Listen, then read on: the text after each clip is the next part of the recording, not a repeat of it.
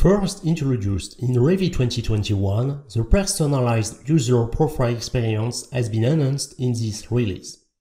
The first time you launch Revit 21.1, you will see a dialog box appear that offers you the opportunity to personalize your Revit user interface. A number of job roles are available.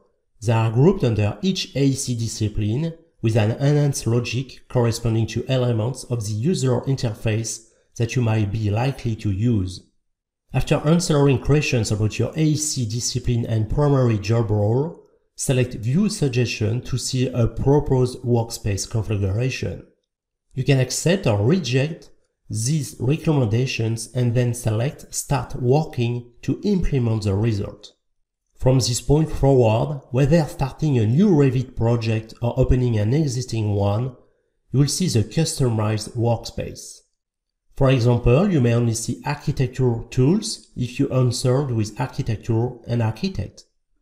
Ribbons, tabs, and tools pertaining to other disciplines will be hidden. You can make changes at any time by navigating to File, Options, User Interface, and enabling or disabling the display of desired UI elements in the Configure section. Revit 21.1 offers you the opportunity to tailor your user interface to your work discipline and job role.